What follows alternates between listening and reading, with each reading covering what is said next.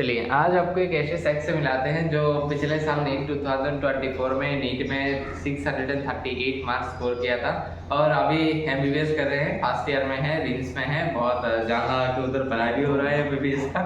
तो एक बार ही उनका जो जर्नी था लास्ट कुछ मंथ में उन्होंने कैसे प्रिपरेशन स्ट्रेटजी बनाए थे और थ्रू आउट द ईयर कैसे चला था, ये भी एक रिपीटर है। इन्होंने 2023 में जो है अपना 12 जो है पास किया था। तो पहले तो इनसे जान लेते हैं कि क्यों पहली बार इनका सिलेक्शन नहीं हुआ था और क्या वो गलतियां उन्होंने किया था जिसके लिए उनको रिपीट करना पड़ा।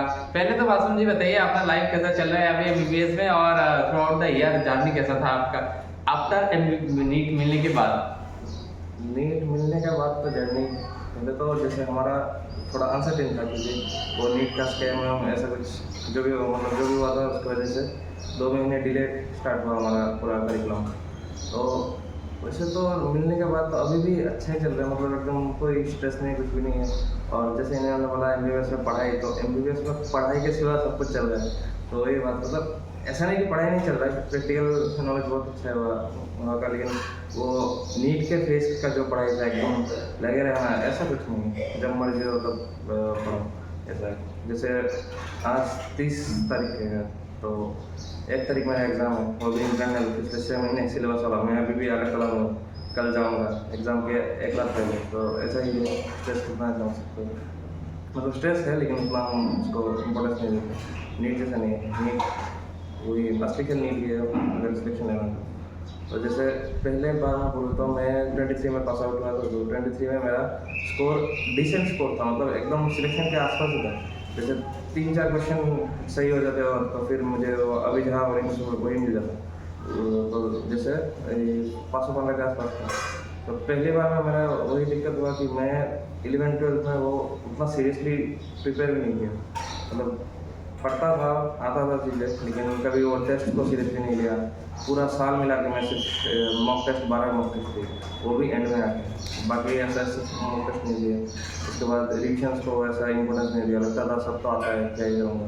12 का पार्ट आता था, 11 का थोड़ा यूज था, तो उसको तो देखता भी नहीं था। तो जैसे वो पूरा, और फिजिक्स में तो प्रैक्टिस नहीं किया, तो एग्ज़ाम में जाके जो आते थे वो भी गलत करके आ गया। तो ऐसा करके ओवरऑल स्कोर कम रह गया पूरा सिलेक्शन से। तो उस वजह से फिर से 1 साल ड्रॉप लेना पड़ा। तो वो इवन ड्रॉप में भी पहले 2-3 महीने में पढ़ा नहीं था, मैं घूमने चला गया था। तो उसके बाद अगस्त से लगभग सीरियसली पढ़ाई चालू किया। तो लास्ट तो वो 7-8 महीने जम के पढ़ाई थी और कंसिस्टेंट था, टेस्ट देता था। तो उन सब का अल्टीमेटली रिजल्ट आया कि सिलेक्शन मिल गया। तो तो मैं खास करके और एक चीज़ बता देता हूँ कि मासूम जी ने बायो में जो है टोटल 638 में से बायो में 340 स्कोर किया था और केमिस्ट्री में स्कोर किया था 165 और फिजिक्स में इनका स्कोर था 133। तो मासूम जी एक बार बताएंगे खास करके बायो में आपने कैसे अपने स्कोर को इंक्रीज किया और फिजिक्स और केमिस्ट्री को भी इंडिविजुअली बोलिए थ्रू आउट द ईयर, उसके बाद हम आएंगे लास्ट स्ट्रेटजी में। तो जैसे अगर बायो का बोलूँ, बायो इनिशियली जब मैं टेस्ट देता था, पहले तो सिर्फ लोकस में पार्ट टेस्ट देता था। तो इनिशियली पार्ट टेस्ट में मेरा बायो में अराउंड 310, 315, 320 ऐसा था।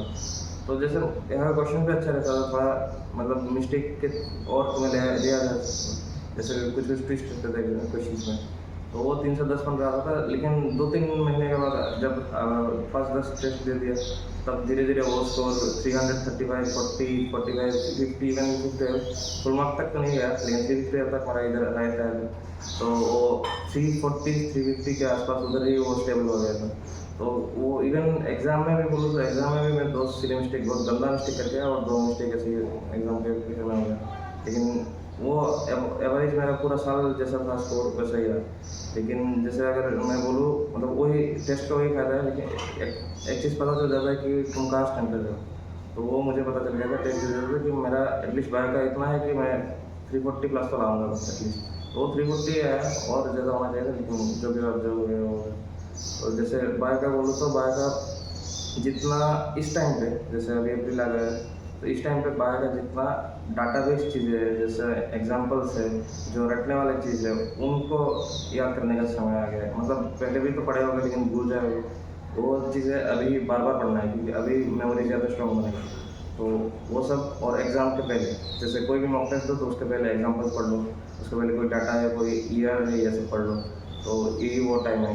जैसे अभी जेनेटिक्स का न्यूमेरिकल्स वो सब करो, अभी पहले भी कर चुके हो, लेकिन अभी उनको वापस से करो, क्योंकि ये वो चीज़ें है जो एग्ज़ाम में आएगा ही आएगा।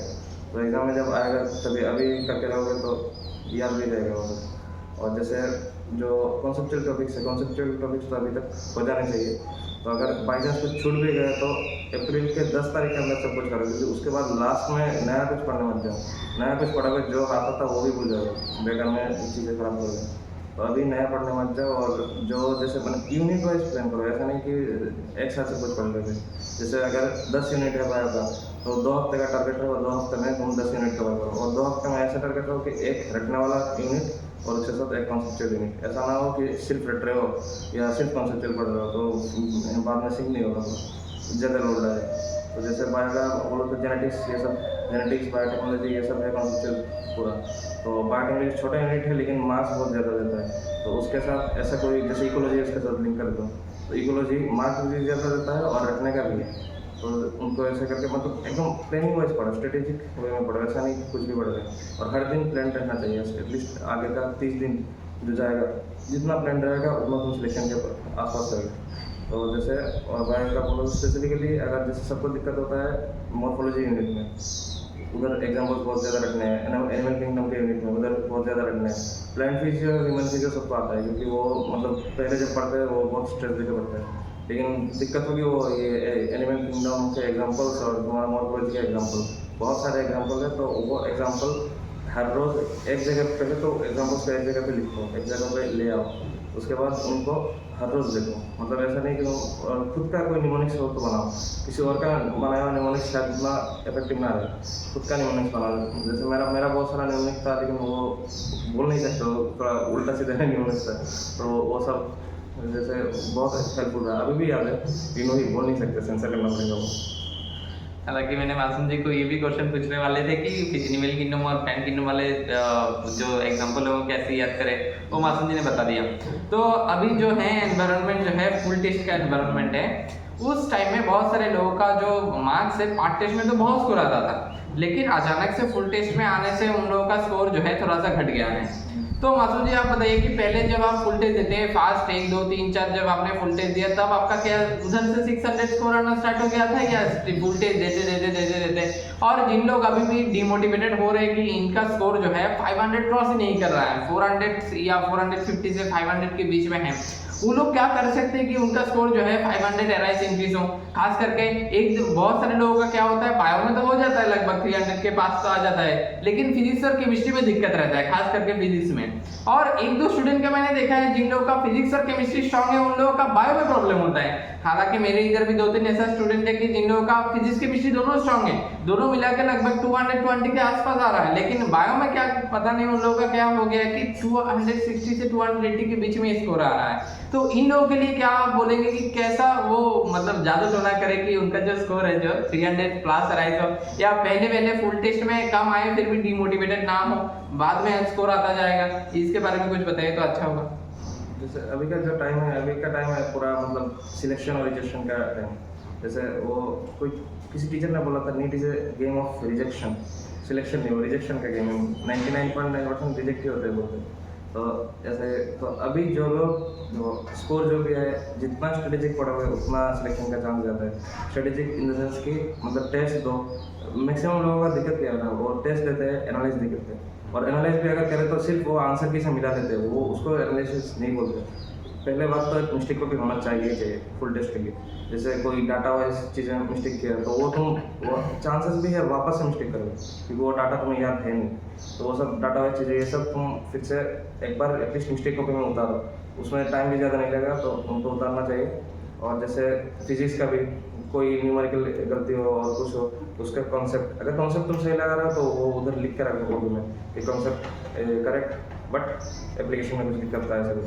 तो ऐसा नहीं हो कि सिर्फ तुम कर रहे हो, कुछ भी टेस्ट दे रहे हो लेकिन एनालाइज नहीं कर रहे हो। एनालिसिस के सिवा टेस्ट में स्कोर आएगा नहीं। जो लोग 500 के नीचे है, लगभग 400 से 500, उनका मैं ये मान के चल रहा हूँ कि बायोलॉजी में अराउंड 300 होगा, और फिजिक्स में ऐसा 50-60, और केमिस्ट्री में शायद 100 या 110 ऐसा कुछ। तो अब बात है कि इनिशियली मतलब अब क्या कर सकते हैं कि सब में स्कोर इंक्रीज हो। जैसे बायो में अगर 300 आ रहा है तो उसको 330 340 तक पुश करो, वो हो सकता है। 340 के बाद वो डिपेंड करता है, दिन पे डिपेंड करता है। तो 330 340 तक पुश करो, तो इधर 40 बायो में कैरी करो, वो कंपेरेटिवली आसान है। जैसे फिजिक्स का बोलो तो फिजिक्स का 50-60 आ रहा है, मतलब 12 में भी दिक्कत है। तो इनिशियली 12 का ऐसा होता है, 12 का थोड़ा वेटेज ज़्यादा रहता है और 12 का चीज़ें आसान भी रहता है। तो जो आसान यूनिट्स है उनको ज़्यादा तवज्जो देकर करो, जिसका क्वेश्चन भी आता है ज़्यादा। तो ऐसा करके फिजिक्स में भी स्कोर इंप्रूव कर सकते हैं। और फिजिक्स में वो PIQ पे, अभी तो PIQ पे ध्यान दो ज़्यादा, और वो भी पिछले 10 साल के PIQ, ऐसा नहीं बहुत ज़्यादा कर रहे हो। 10 साल के PIQ, 10 से 15 साल का PIQ, तो 10 से 15 साल वाले PIQ देखो और क्वेश्चंस करते रहो। जैसे जो टफ यूनिट्स है, रोटेशन, उसके बाद ये फ्लूइड्स, बहुत बड़े बड़े यूनिट्स है, वो सब अभी अगर नहीं हुआ तो छोड़ सकते हो, क्योंकि अभी वो सब करने जाओगे आउटपुट भी नहीं आएगा। तो जो आउटपुट देगा इनिशियल यूनिट्स हो, काइनेमेटिक्स वाला, उसके बाद ये हीट एंड थर्मोडायनेमिक्स, ये सब यूनिट जो केमिस्ट्री में भी है, तो ओवरलैपिंग यूनिट्स है, उसके बाद एटॉमिक स्ट्रक्चर, ये सब, तो दोनों में जो है वो तुम्हें दोनों जगह फायदा देगा। तो उन सबको टारगेट करो और उनका प्रैक्टिस ज़्यादा करो, तो क्वेश्चन भी उधर से मिलेंगे और कर भी लोगे। तो ऐसा करके फिजिक्स का इम्प्रूव कर सकते हो। और केमिस्ट्री का बोलो तो केमिस्ट्री का इनऑर्गेनिक जैसे एक्सेप्शन से रटना है उनको, अभी रटना ही है और कुछ नहीं रटना है, एक्सेप्शन से उनका रीज़न है, दोनों रटो। उसका एक्सेप्शन रीजनिंग भी आ सकता है, उसका ऑर्डर भी आ सकता है, तो वो सब अभी रटने का टाइम है। ऑर्गेनिक में रिएजेंट के नाम याद करो अच्छे से, रिएजेंट के नाम, नेम, रिएक्शंस, ये सब याद करो, क्योंकि अभी तक ऐसा मैं मान के चल रहा हूँ कि सिलेबस हो गया होगा, अभी सिर्फ उसको फाइनल टच देना बाकी है। और फाइनल टच देने के लिए 1 महीना बढ़िया होता है, मतलब 1 महीने में तुम 3 बार रिविजन कर सकते हो आराम से। वो पहला रिविजन 15 दिन का, दूसरा रिविजन 10 दिन का, और लास्ट में 5-6 दिन का एक पूरा फाइनल टच। तो वो ऐसे ही प्लान कर सकते हो कि उस ऐसा नहीं कि उसके बीच टेस्ट नहीं देना, टेस्ट भी देना है, लेकिन जैसे मैं 15 दिन में ऐसा प्लान करके चला कि हर दिन मैं फिजिक्स का 2 चैप्टर करूँगा, केमिस्ट्री का 2 चैप्टर करूँगा और बायोलॉजी का 2 या 3 चैप्टर। तो वो स्पेसिफिकली उस दिन को टारगेट करके और प्लानर बना के, ऐसा नहीं कुछ भी, पूरा प्लानर बना के उसके बाद उनको अचीव करने की कोशिश करना, तो चीज़ें होगी भी अच्छे से। और उसके बाद ऐसा नहीं होगा कि सब चीज़ क्लटर्ड नहीं होगा। तो अभी के टाइम पे वही चीज़ें एकदम सिंक होना चाहिए, एकदम ऑर्गेनाइज्ड वे में चलना चाहिए, तभी सिलेक्शन की ओर। तो और मासूम जी, एक चीज़ आप बताएंगे कि कैसे आपने बायोलॉजी और केमिस्ट्री और फिजिक्स में प्रैक्टिस किया, खास करके हम कोई चैप्टर रटने के बाद या NCERT से बायो के, खास करके बायो के बारे में बोल रहा हूँ, खास करके किसी भी कोई चैप्टर रटने के बाद आप MCQ प्रैक्टिस कहाँ से करते हैं, दिन में कितना MCQ प्रैक्टिस करते थे। और एक चीज़ आप बताएंगे कि फिजिक्स में सबका डर होता है कि एक न्यूमेरिकल से, उस न्यूमेरिकल से और फिजिक्स का एक अलग सा एक डर रहता है। वो फिजिक्स का वो जो डर है, फियर है फॉर फिजिक्स, को कैसे दूर किया जाए, और आप दिन में किस सब्जेक्ट में कितना MCQ प्रैक्टिस करते हैं, और आप कौन सा MCQ बुक आप प्रेफर करेंगे? जैसे इनिशियली अभी तो जैसे सब लोग टेस्ट में आ गए होंगे, अभी बुक कोई सर्च नहीं करेगा PIQ से बात। तो इनिशियली अगर मैं बोलूँ, इनिशियली तो मैं वो NCERT वाट करता था बायोलॉजी में। फिजिक्स में मैं करता था, जैसे मैं PW का एक बुक आता था, 5 करता था। उसके बाद केमिस्ट्री में मैं यहाँ लोकस में पढ़ता था, तो लोकस का वो शीट सेट हो। तो इनिशियली तो वो सब करता था, एंड आते आते टेस्ट में चला गया था। जैसे वैसे तो पार्ट टेस्ट, फुल टेस्ट वो दे रहा था, लेकिन साथ साथ में बायो का मैंने इधर का रिविजन टेस्ट लिया था, और मैं केमिस्ट्री का भी इधर का टेस्ट किया था। उसके बाद फिजिक्स का मैं ऑनलाइन से करता था। ऑनलाइन से मतलब मैं टेलीग्राम से चीज़ें निकाल के उनका प्रैक्टिस करता था। तो जैसे इनिशियली बोलो बायोलॉजी का, जैसे यहाँ का टेस्ट का क्या होता है, यहाँ का टेस्ट थोड़ा अपर साइड में रहता है, जैसे थोड़ा टफ रहता है, थोड़ा लेंथी भी रहता है नीट का कंपेरिजन में। तो वो लेंथी पेपर देते देते ऐसा हो जाता है कि लास्ट में एक ही चीज़ भी इतना बार पढ़ लेते हो कि बोरिंग लगता है।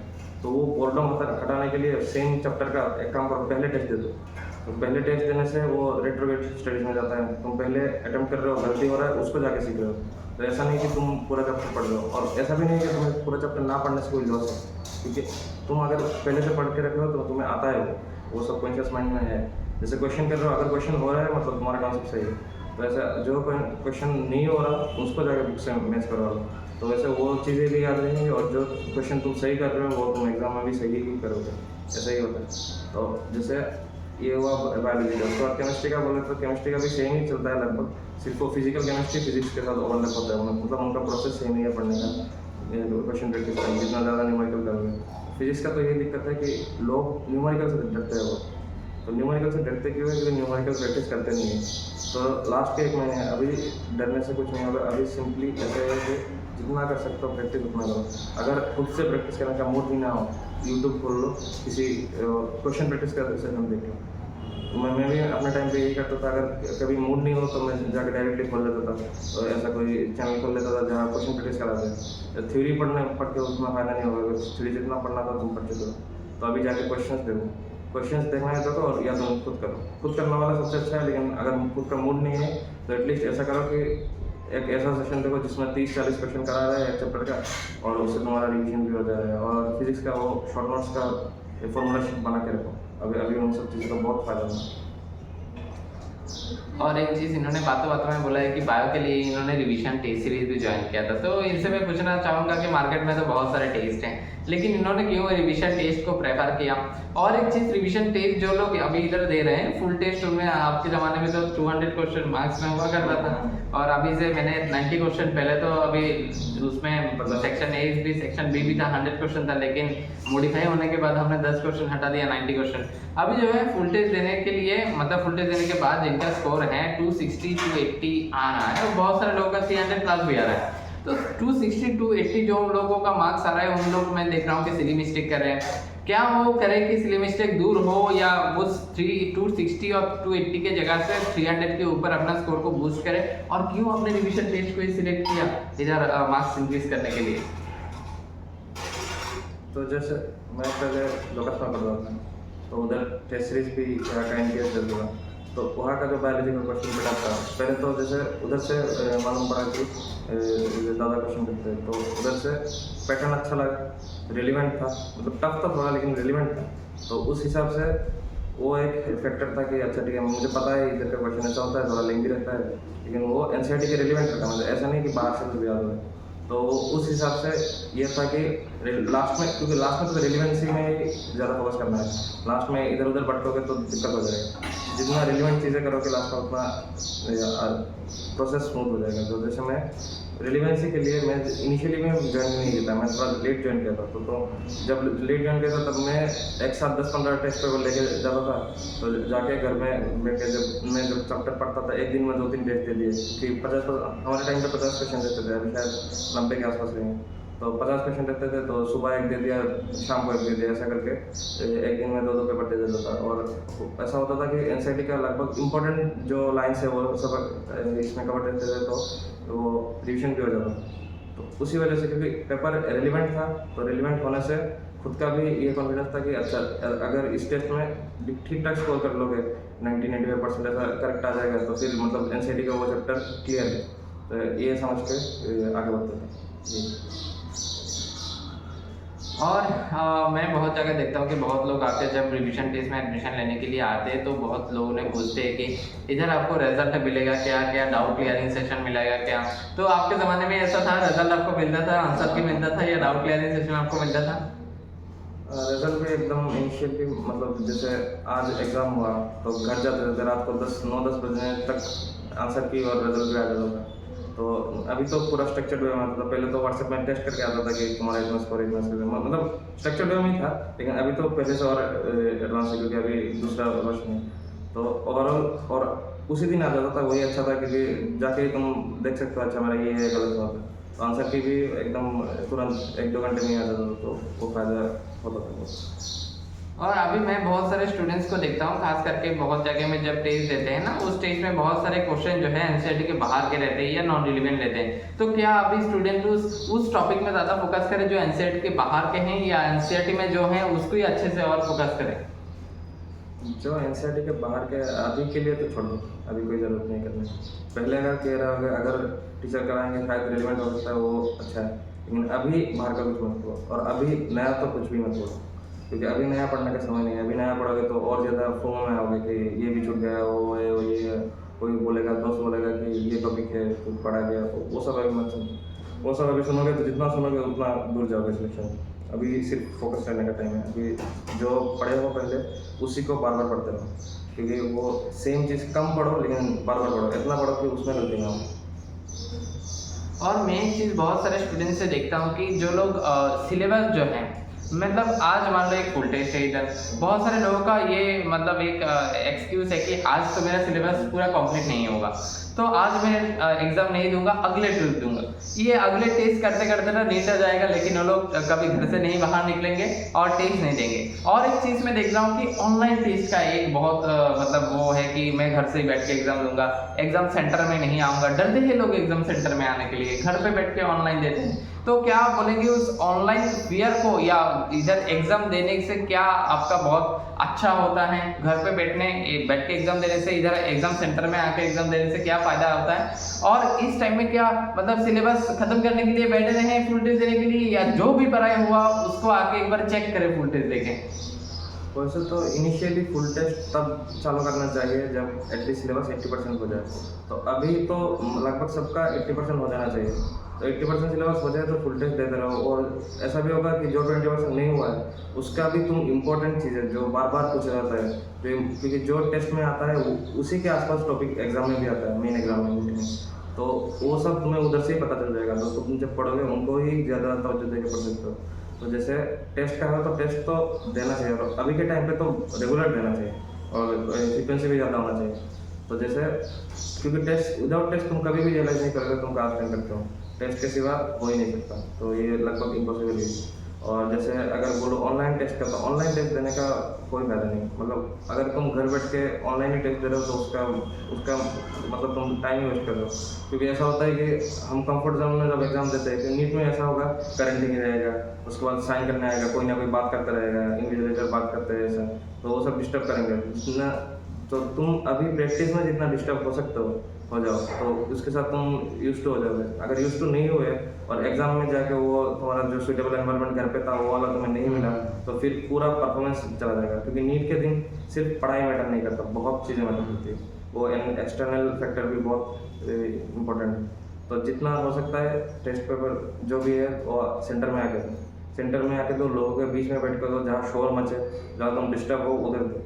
ऐसा नहीं कि तुम बहुत एकदम आइसोलेटेड जगह पे बैठ के दे रहे हो, जब तुम्हारा एकदम फोकस बढ़िया बैठ रहा है। एग्जाम में जाके देखो इसका पूरा उल्टा है, क्योंकि एग्जाम में उल्टा ही हो। तो एकदम एडवर्स कंडीशन के लिए हमको खुद को रेडी रखना चाहिए। और मासूम जी ने पहले ही क्वेश्चन का जो है मैंने आंसर बताते हुए मैंने नोटिस किया था, इन्होंने बताया था कि ओवर कॉन्फिडेंस में आके इन्होंने कुछ गलत किया था। तो मासूम जी बताएंगे कि 2 से 5 नीट एग्जाम के दिन 2 से 5 बजे के जो टाइम होता है, हालांकि आपके टाइम में तो 20 मिनट एक्स्ट्रा था, अभी तो 20 मिनट एक्स्ट्रा भी हटा दिया गया है। तो उसी प्रेशराइज टाइम में हर एक मिनट में एक क्वेश्चन सॉल्व करना है। उस प्रेशराइज सिचुएशन में अपने मेंटल कंडीशन को कैसे कूल रखा जाए और क्या क्या कर सकते हैं कि अभी से वो बॉडी हैबिट बने। हमें जब देखते हैं कि दोपहर में हम लंच करके सोते हैं, तब नींद का एक आदत बन जाता है। जो लोग खास करके घर पे बैठते हैं, पढ़ाई करते हैं, उन लोगों का दोपहर पे एक सोने का एक मतलब क्या होता है, एक बॉडी हैबिट ही बन चुका है। कैसे उसको उस टाइम में माइंड को रिफ्रेश रखे, एक्टिव रखे 2 से 5 बजे, क्योंकि अभी से लगभग और एक ही मंथ बचा है। तो किसी भी बॉडी हैबिट हमारे आने से 21-22 दिन तो लगता है। तो क्या करें कि वो बॉडी हैबिट रहे और क्या वो चीज़ जो एग्जाम सेंटर में आपको कूल रखे? तो अभी जैसे मैं बोल रहा था कि एग्जाम में सिर्फ पढ़ाई फैक्टर मैटर नहीं करता, बहुत सारे मैटर करते हैं। तो ये एक फैक्टर है, ये बहुत इंपॉर्टेंट है, क्योंकि हमारा बॉडी का जो रिदम है, जैसे वो हार्मोनल चैप्टर में पढ़ते भी हो, सर्कैडियन रिदम कौन मेंटेन करता है, तो वो सब बहुत मैटर करता है। क्योंकि अगर मतलब तुम खुद भी नोटिस करोगे, दिन का ऐसा पर्टिकुलर टाइम रहता है जब तुम्हें भूख लगती है। तो ऐसे सिर्फ पढ़ाई का भी सेम ही है, ऐसा टाइम रहेगा जिस टाइम तुम्हारा फोकस सबसे ज़्यादा बेटर है। तो अभी वो टाइम 2 से 5 होना चाहिए, 2 से भी 5 नहीं, 1 से 5 होना चाहिए। क्योंकि 1 से तुम्हारा माइंड वो हाइपर एक्टिव स्टेट में जाना चाहिए कि एकदम सब कुछ तुम बारीक से देख रहे हो, एकदम अच्छे से देख रहे हो कि कोई भी चीज़ छूटे ना। तो उसके लिए क्या कर सकते हो, दोपहर को मैं बोलूँगा लंच स्किप कर दो, क्योंकि एग्जाम के टाइम पे तुम टेंशन में भी नहीं खाओगे, और वो भी तो लंच स्किप करके वो ब्रेकफास्ट में जब खाओगे तब थोड़ा ज़्यादा खा लेना। तो तब ज़्यादा खाना है उसका ये होगा कि उस टाइम पे नींद आएगा, लेकिन 1 बजे के आसपास तुम्हारा वो चला भी जाएगा। तो और बिस्तर पे तो 10 बजे से 6 बजे तक उस टाइम पे बिस्तर के आसपास भी मत घूमना। अगर घूमोगे और सो गए तो फिर पूरा हैबिट खराब हो जाएगा।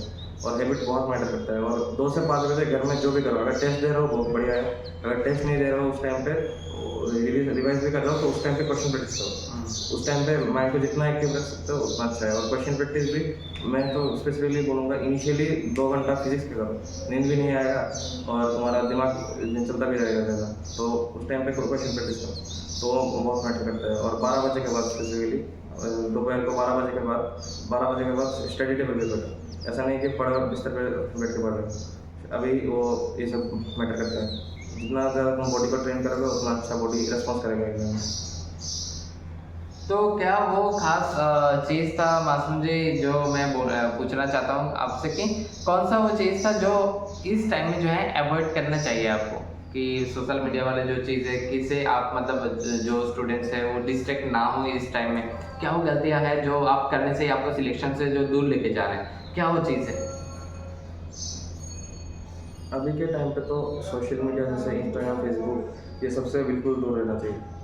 व्हाट्सएप में तो चाह के भी नहीं देख सकते हो, क्योंकि आजकल व्हाट्सएप में ही टीचर लोग ग्रुप हो रहते हैं, तो व्हाट्सएप में भी लिमिट कर दो, मतलब अपना टाइम ड्यूरेशन वो डिजिटल वेलबींग में जाके टाइमर लगा दो उसमें। और जैसे इंस्टाग्राम, फेसबुक ये सब तो अनइंस्टॉल करो, मतलब मेरा भी मैं अभी विदाउट इंस्टाग्राम तो एक दिन भी चल नहीं सकता।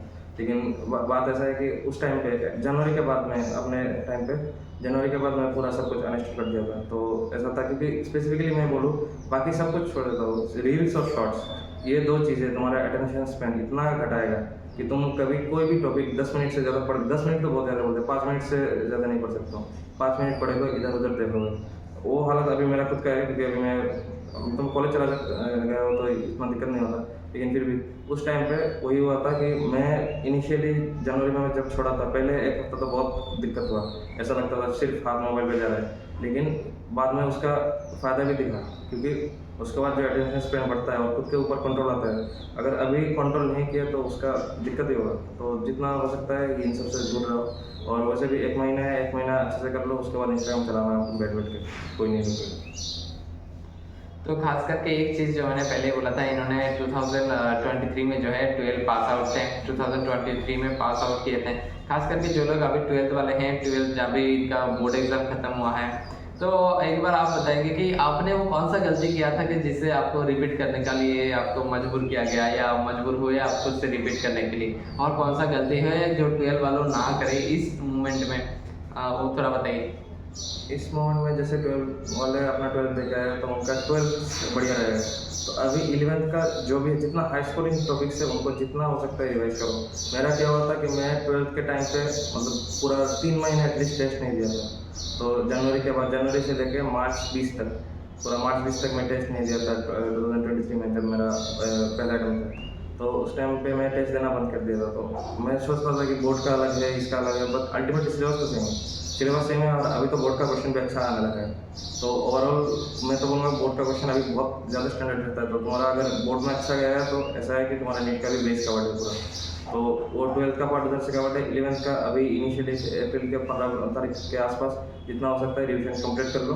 उसके बाद दोनों एक साथ करो तो ज़्यादा मतलब ऑलरेडी तुम्हारा कवर्ड है। और 11 में कर लोगे तो तुम्हारा एकदम परफेक्ट कंडीशन में चला जाएगा। उसके बाद तुम टेस्ट दो, उसका एनालाइज करो, ऐसे करते रहो। टेस्ट देना मत भूलना, क्योंकि टेस्ट देना ही है। जितना टेस्ट दोगे अभी उतना फायदा है, जितना टेस्ट दोगे उनका एनालिसिस। अगर जैसे अभी लगभग 34 या 35 दिन बाकी है तो उसमें एटलीस्ट 20 फुल टेस्ट तो मिनिमम देना है। तो 20 फुल टेस्ट मिनिमम देना है, उनका एनालिसिस। तो इधर से 180 करके कितना 3500 के ऊपर क्वेश्चन हो गया, और उनका 3500 क्वेश्चन, उनका जो गलती है उसका कॉन्सेप्ट लिख के रखना। तो तुम्हें मैं लगभग पकड़ के चलता हूँ 400-500 नया क्वेश्चन तुम्हें सीखने मिलेगा, और उनका कॉन्सेप्ट भी एप्लीकेशन अच्छे से आएगा। तो अभी के टाइम पे टेस्ट ज़्यादा से ज़्यादा देना है। जैसे मैं क्या गलती किया था, मैं पहले तो टेस्ट नहीं दिया था, और उसके बाद एग्ज़ाम में भी ऐसा हुआ था कि मैं एनसीईआरटी नहीं पढ़ के गया था। तो एनसीईआरटी नहीं पढ़ने से वो केमिस्ट्री में इनऑर्गेनिक में बहुत सारा गलत हो गया था। तो इनऑर्गेनिक में गलत हो गया। और एक चीज़ क्या था, मैं जो मतलब वो ब्लंडर से भी बहुत बड़ा, मैं 2 या 3 क्वेश्चन ऐसा था केमिस्ट्री का जिसका आंसर मैं क्वेश्चन पेपर में मार्क किया, मैं OMR में उतारना भूल गया, क्योंकि मैं लास्ट के लिए रखा था। तो लास्ट के लिए रखा था, तो हमारे टाइम पे तो वो सेक्शन बी भी था। तो सेक्शन बी होने से वो कौन सा मार्क किया है वही भूल गया, क्योंकि एग्जाम में स्ट्रेस ऐसा होता है। अभी सोचोगे कि ये क्या बोल रहे हैं, लेकिन एग्जाम में स्ट्रेस इतना होता है तुम भूल ही जाओगे फिर। तो वो OMR का फीलिंग का भी मैटर करता है। तुम OMR एकदम लास्ट के लिए सब कुछ मत करो। तो पहले साल में वैसे 2-3 क्वेश्चन में ये ऐसे ही मैं मुफ्त का मार्क दे के आया था। और अगर वो सही करता और एक दो क्वेश्चन इधर उधर सही हो जाते तो उसी जगह मिल जाना था। तो वो चीज़ बहुत मैटर करता है। तो ध्यान रखना कि तुम सब चीज़ मतलब देखो मैं बोल रहा हूँ ये बहुत सारी चीज़ें ध्यान रखना, तो ध्यान रखना पड़ता है क्योंकि सिलेक्शन के लिए बहुत कुछ सुनना पड़ता है। तो वो सिलेक्शन के लिए तुम्हें ये सब पूरा सब चीज़ मैटर करेगा एकदम, पढ़ाई से लेके तुम्हारा कैसे तुम कर रहे हो, बाकी चीज़ें मैनेज MR कैसे फील कर रहे हो, तुम एग्जाम में स्ट्रेस कितना ले रहे हो। जैसे अगर एग्जाम में ज़्यादा स्ट्रेस हो तो सिंपली पानी पियो, 1 मिनट का 2 मिनट का ब्रेक लो, आंखें बंद करो, उसके बाद रिस्टार्ट करो, क्योंकि ब्रेन सेचुरेट हो जाएगा। प्रेशर में होता है ऐसा, लेकिन तुम जितना काम में होगा उतना रिजल्ट आने की कोशिश अच्छा रहेगा। तो भाई मासूम जी को बहुत बहुत धन्यवाद। बहुत बिजी इंसान है, बहुत फ़ोन मैसेज करके इनको मुझे मिला। और ये कल ही फिर लौटने वाले हैं रेंज में, 3 या 4 दिन के लिए घर आए थे। तो पिछले साल बहुत अच्छे बंदे थे मेरे, बिल्कुल स्टूडेंट से भी ज़्यादा फ्रेंड बन गए हैं अभी। तो मासूम जी रील्स के बारे में कुछ बताइए। ये तो चलो नीट के बारे में तो आप बोल ही दिए सब कुछ। मैंने सोचा कि लास्ट मोमेंट में बहुत सारे लोग मुझसे जो डाउट सिलेबस कंप्लीशन के बारे में पूछते कि एक जो पिछले साल ही जो ऐसा कर चुके हैं कुछ कारनामा, तो उनसे बेहतर और क्या जानूंगा, और कौन जाने। मैं तो 2 साल पहले किया था, ये 1 साल पहले, मुझसे और बेहतर थोड़ा ये बता देखिए आज। तो ये सारी चीज़ आप फॉलो कर सकते हैं, तो आपका जो स्कोर है वो इंक्रीज हो जाएगा। तो फिर ये वीडियो आप ज़रूर देखें जो लोग नीट देने वाले हैं। तो खास करके मासूम जी बताएंगे कि रिम्स का एनवायरनमेंट कैसा है। बहुत सारे लोग बोलते हैं कि रिम्स में मणिपुर में जो कंडीशन है बहुत ख़राब है या कुछ ऐसा। तो रिम्स का कंडीशन क्या है उधर, सब कुछ अच्छा है या नहीं? जैसे कंडीशन का बात बोलूँ तो वो तो वहाँ का इंटरनल मैटर है, उनमें हमारा कुछ से भी नहीं है। और वैसे भी रिम्स के अंदर हम जहाँ रहते हैं हमको भनक भी नहीं पड़ता क्या हो रहा है, कोई न्यूज़ नहीं आता, कुछ नहीं आता, वो पूरा सही है। उधर कुछ नहीं होता, मतलब हम जहाँ रहते हैं वहाँ तो कुछ भी नहीं होता और हमें कुछ पता भी नहीं चलता। और जहाँ बात रहा रिम्स का, तो रिम्स खुद में एक बढ़िया कॉलेज है, नॉर्थ ईस्ट का one of the best college है। तो उसका एकेडमिक्स एक्सीडिंगली अच्छा है, मतलब जितना मैं एक्सपेक्ट किया था उससे भी बहुत अच्छा है। तो ओवरऑल बहुत अच्छा, जैसे स्पोर्ट्स का फैसिलिटी रहता है, तो हम लोग बैडमिंटन क्रिकेट ये सब रेगुलर खेलते हैं। और फुटबॉल भी रहता है, लेकिन फुटबॉल इतना ज़्यादा खेलता नहीं है। तो जैसे बोलो तो ओवरऑल अगर सब कुछ मैनेज करके चलो तो बढ़िया है। और MBBS तक में वही है, MBBS ऐसा नहीं कि सिर्फ पढ़ाई करते रहो, क्योंकि पढ़ाई बहुत है, इतना पढ़ाई क्या ही बोलो। लेकिन वही है कि वो नीट के टाइम का स्ट्रेस नहीं है, लेकिन सिलेबस तो बहुत ज़्यादा है। सिलेबस नीट का जो सिलेबस है उससे बहुत ज़्यादा है, लेकिन बात वही है वो स्ट्रेस है नहीं। और बाकी खुद का भी इतना है कि अभी MBBS में घुस गए तो ठीक है कर लेंगे ऐसा। तो ज़्यादा स्ट्रेस लेके कोई फ़ायदा नहीं। इवन नीट में भी अभी बहुत स्ट्रेस सिचुएशन रहेगा, पैनिक होगा, एंजाइटी होगा, सब कुछ रहेगा, लेकिन ज़्यादा स्ट्रेस मत लो। और क्योंकि अभी जो MBBS टफ है बहुत, लेकिन एडवेंचरस भी है, मज़ा आता है, वो टफनेस में भी बहुत बढ़िया लगता है। तो वही है, अभी वो नीट क्रैक कर लोगे तो वो मज़ा मिलेगा और अच्छे से करते रहो और नीट क्रैक होगा। और एक कॉमन सा क्वेश्चन जो मुझसे भी बहुत लोग पूछते हैं कि मतलब टाइम इतना कहाँ से मिलता है, मतलब MBBS करने के बाद भी ये सारे कुछ चीज़ें और ट्यूशन वगैरह, क्या ऐसा टाइम कहाँ से मिलता है इतना टाइम? तो मासूम जी बताइए, क्या MBBS में ऐसा कुछ है कि टाइम ही नहीं मिलता? नहीं, ये मिसकंसेप्शन है, मिथ है पूरा। तो जैसे मैं अपना खुद का बोलूँ, दादा तो इधर पढ़ाता है पूरा, तो उनका तो और ज़्यादा क्या बोलते हैं टाइम मैनेजमेंट का सीन अच्छा है। लेकिन मेरा अगर बोलूँ तो देखो, ऐसे तो प्रैक्टिकली ऐसा बहुत कुछ रहता है, लिखना पड़ता है बहुत कुछ, तो वो सब बाद में भी लिख सकते हो, कोई ऐसा नहीं है। लेकिन अगर बोलो टाइम मैनेजमेंट का, तो जितना अच्छा टाइम मैनेज करोगे उतना ज़्यादा एंजॉय कर सकते हो। तो जैसे मैं अभी मेरा फास्टिंग का मंथ रमज़ान चल रहा था, तो उसमें मैं कुक भी कर रहा था, कॉलेज का एग्ज़ाम भी दे रहा था। मैं कॉलेज से आके शाम को मैं खुद से पका रहा था चीज़ें, और हर रोज़ पका रहा था लगभग। तो वो सब भी हो रहा था, कॉलेज में टेस्ट भी दे रहा था, और टेस्ट में स्कोर भी अच्छे आ रहे थे, ऐसा नहीं कि मतलब कोई भी, तो स्कोर भी अच्छे ठीक ठाक आ रहे थे। तो कॉलेज में स्कोर भी आ रहा था, उसका कुक भी कर रहा था, बैडमिंटन भी खेलने जाता था, 1-2 दिन फुटबॉल भी खेलने चला गया। तो सब कुछ होता है, मैनेज होता है, मतलब ऐसा नहीं कि टाइम है ही नहीं, टाइम है। सिलेबस बहुत ज़्यादा है, पढ़ाई बहुत ज़्यादा करना पड़ता है कंपेरेटिवली, लेकिन उतना ज़्यादा पढ़ाई करता भी नहीं कोई, मतलब पढ़ाई है ज़्यादा लेकिन करना नहीं पड़ता इतना। तो जैसे क्योंकि प्रैक्टिकल जो है, जितना मुझे समझ आया है अभी 6-7 महीने में MBBS में, प्रैक्टिकल नॉलेज बहुत मैटर करता है। जितना तुम प्रैक्टिकल्स में सीरियस रहोगे उतना अच्छा रहेगा। तो वही प्रैक्टिकल नॉलेज अच्छा है, उनको अप्लाई करो, उसका एप्लीकेशन अच्छा है, और बाकी चीज़ें वैसे ही सीखते रहो, क्योंकि सीखने का कोई ख़त्म नहीं है इसमें। MBBS में सिर्फ पढ़ाई की, तो पढ़ाई के साथ साथ बाकी लाइफ को भी एंजॉय करना चाहिए। और मासूम जी एक चीज़ बताएंगे, एमबीबीएस के जाने के बाद अपने अपना लाइफ में कैसे चेंजेस हुआ? फ्रेंड्स वगैरह एक नया ग्रुप बने रिम्स में जाके, उधर एक अलग सा एक एनवायरनमेंट है, इधर एक एनवायरनमेंट में आप जाके उधर मतलब कैसे आप मतलब इस कंडीशन में आए? और उधर के फ्रेंड्स इधर के फ्रेंड्स, एक लैंग्वेज का भी प्रॉब्लम रहता है रिम्स में, उधर का जो लोग रहते हैं वो थोड़ा अलग हैं, इधर से जो लोग जाते हैं त्रिपुरा से, क्या वो बॉन्डिंग बन पाता है रिम्स के लोगों में या आप लोगों में? और कैसे आप खुद जो त्रिपुरा से जो लोग गए हैं वो खुद यूनाइटेड रहते हैं इधर?